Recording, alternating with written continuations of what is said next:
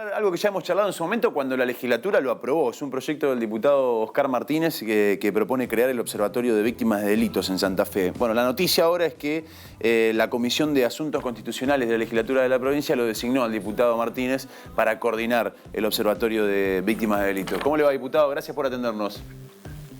¿Qué tal? Un gusto poder dialogar contigo y los televidentes. Bueno, primero el proyecto en sí, la aprobación en su momento que lo hemos charlado y ahora con la designación para que lo puedas coordinar vos. Digamos. Me imagino que debe ser una alegría, pues es un proyecto que lo pensaste, que lo armaste, que lo presentaste y que ahora te designen tus pares para poder coordinarlo, debe ser algo positivo. Sí, yo creo que lo positivo es que se haya iniciado este proceso que de alguna manera significa el cambio de paradigma en el sistema penal y que pone foco, vuelvo a insistir, ¿no?, en lo que he dicho en otras ocasiones, dado el proceso penal, que es la víctima del delito y sus familiares, y que está atravesado por el delito por la incapacidad del Estado. Primero, digamos, de garantizar la seguridad. En segundo lugar, de garantizar que se termine con la impunidad y en tercer lugar, de que aquellos que violan la ley penal no reciban la sanción que corresponde. Y en ese marco creo que este observatorio es un primer paso, ¿no?, para ir fortaleciendo las instituciones en el ámbito de la provincia que tiene mucho todavía que avanzar en esta materia. Pero creo que en esta situación en la que estamos, que seguimos siendo la provincia más insegura de la Argentina, creo que es un buen síntoma de parte de la legislatura haber entendido que hay que poner foco en las víctimas del delito. Así que no solo para garantizar que las víctimas participen del proceso penal, siendo notificados y teniendo una representación legal, que efectivamente en ese marco creo que tenemos mucho por avanzar en nuestras legislaciones de forma, en los códigos de procedimiento.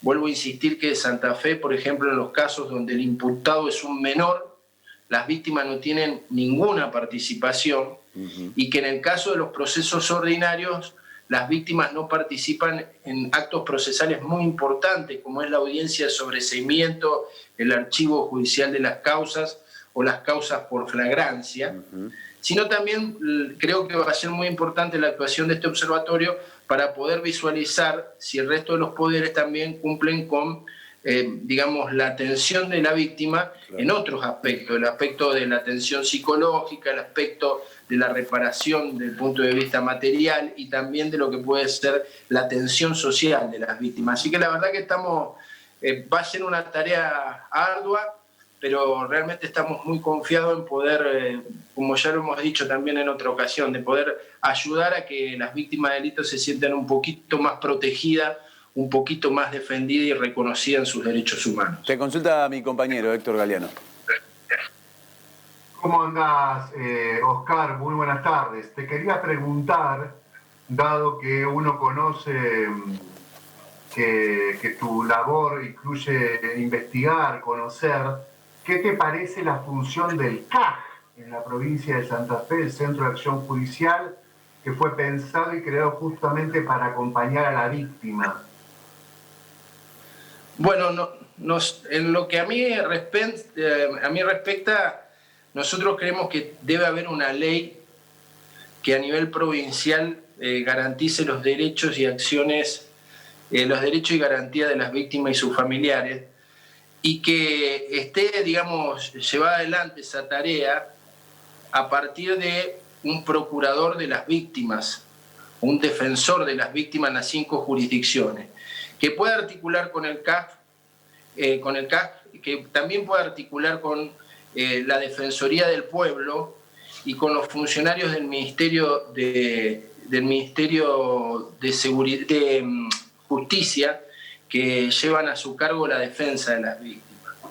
De todas maneras, la mejor manera de poder debatir y analizar una ley de derechos y garantías de las víctimas, que ya se ha dictado, por ejemplo, en el caso de la provincia de Buenos Aires, sería a través de un amplio debate que convoque no solamente a los colegios profesionales digamos, dar una mirada técnica, sino que también que convoque a las asociaciones de víctimas de delitos que existen en todo el territorio. Y más allá de esa tarea que vos bien señalabas, que ha sido desarrollada por la provincia, creemos también que hay que rescatar algunos ejemplos de algunas jurisdicciones, incluso locales, que ayudan a fortalecer la atención de la víctima.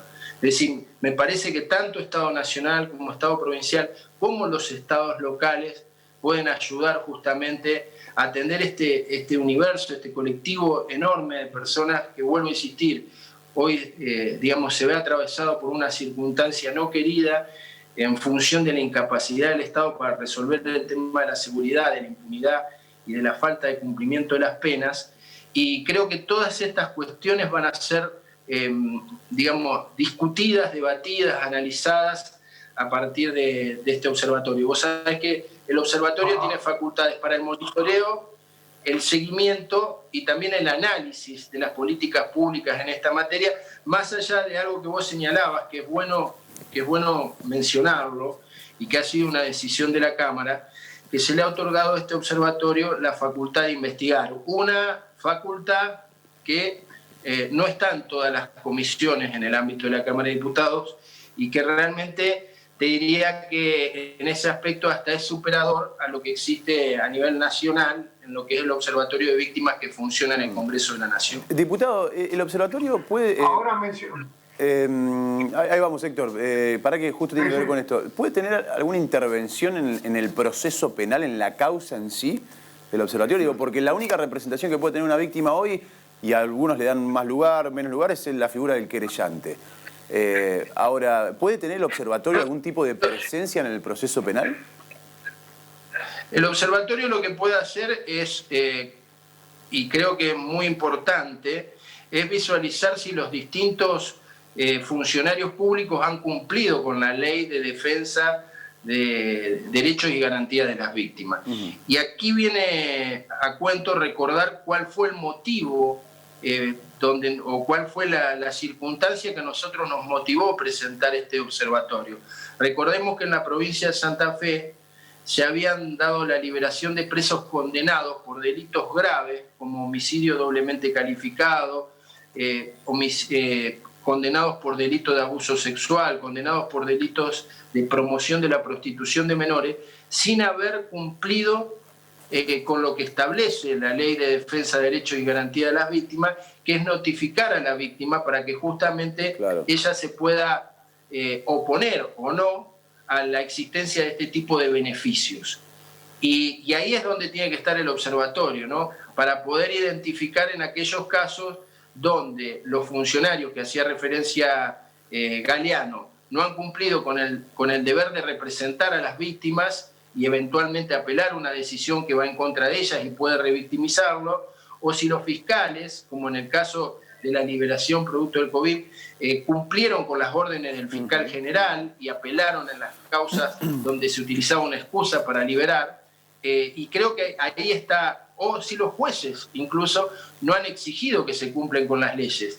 Por eso también la importancia del observatorio también es justamente fortalecer el conocimiento de los derechos de las víctimas, porque aunque nos cueste decirlo, pero es verdad, hay numerosos funcionarios de los distintos poderes que al ser una legislación nueva no tienen conciencia de la existencia de esta norma y de la importancia que tiene este cambio de paradigma en materia de derecho penal. Por eso también creo que es muy importante articular. Yo he estado charlando con el procurador de la Corte, he estado charlando con el secretario de Justicia, me interesa reunirme con la Corte Suprema, me interesa reunirme con el jefe del Ministerio Público de la Acusación, para que en cada ámbito del Estado entendamos que estamos en una situación donde hay que poner mucho foco en la defensa de los derechos humanos de las víctimas, que vuelvo a insistir, ¿no?, que era la cenicienta del proceso penal. Dale, Héctor. No, quedé muy preocupado por lo que dijo Martínez respecto a que cuando él planteaba la creación de la figura del procurador de la víctima, decía que puede articular con Defensoría del Pueblo, el CAJ y el Ministerio de Justicia, la propia justicia. Digo, hay una estructura gigante estatal para apoyar a la víctima. Primero, uno debe pensar entonces que es muy anémica o no sirve, y también se puede pensar con honestidad intelectual un procurador con la misma estructura que es anémica. ¿De qué va a servir si lo que no está funcionando es el sistema? Digamos, ¿cómo van a hacer que el sistema funcione con una situación que actualmente, como la plantea Martínez, es tan dificultosa para la atención de la víctima? Es una fotografía que plantea muy preocupante. Sí, yo realmente, yo creo que es preocupante y creo que hay deficiencias en varios aspectos a la hora de defender a la víctima. Creo que hay deficiencia en el conocimiento del derecho. Creo que hay deficiencia en las estructuras y en los manuales de procedimiento y de buenas prácticas desde el punto de vista procesal. Y creo también que hay deficiencia desde el punto de vista legislativo. Y en eso cada uno de los poderes debe hacerse cargo de la parte que le corresponda. Por eso yo señalo que más allá incluso de poder articular con otros poderes y observar las deficiencias que tienen en la implementación, las políticas de defensa de los derechos y garantía de las víctimas, también nosotros en el ámbito de la legislatura tenemos que interactuar con las asociaciones de víctimas y con los colegios profesionales para justamente ir acompañando este cambio de paradigma. También existe una deficiencia en el número de abogados, de profesionales que estén dedicados a esta tarea.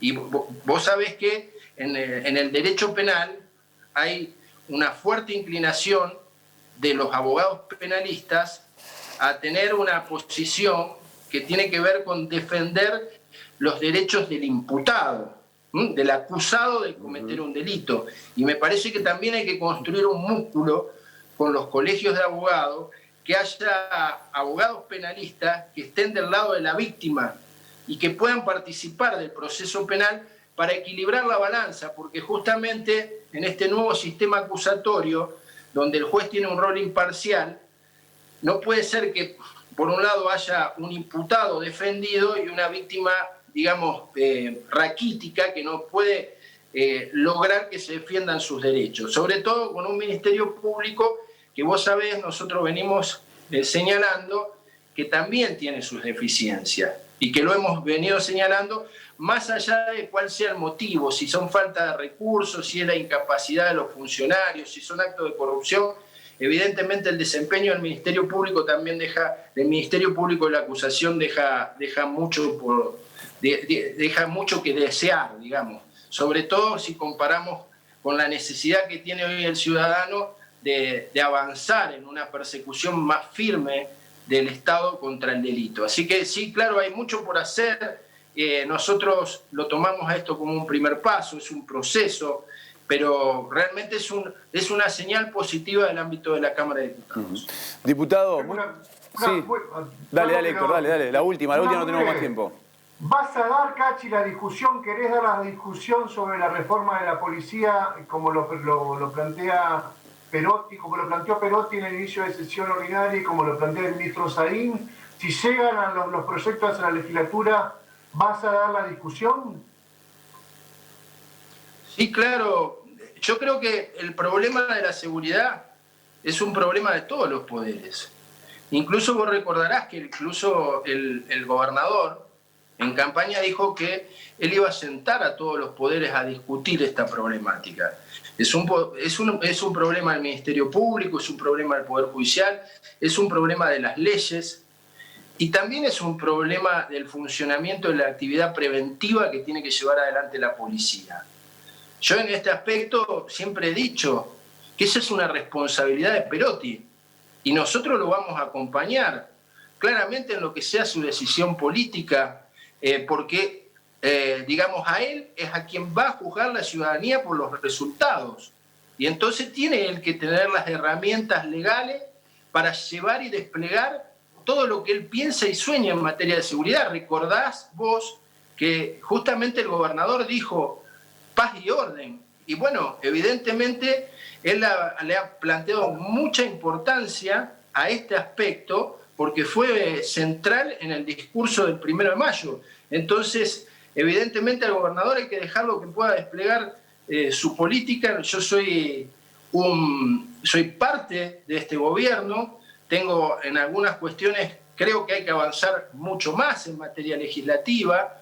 Yo realmente creo que tenemos que modificar los códigos de procedimiento, tenemos que modificar el sistema de elección de los fiscales, tenemos que tener una actitud más firme a la hora de defender a las víctimas de los delitos, pero claro que vamos a dar la discusión y en este aspecto yo te adelanto, digamos, yo creo que la conducción y el diseño de las políticas públicas en materia de seguridad recaen sobre el gobernador y los funcionarios que él elija. Y así serán juzgados sus funcionarios y también el gobernador de la provincia. Gracias, diputado, por su tiempo. Muy amable. Gracias a ustedes. Un saludo a la audiencia.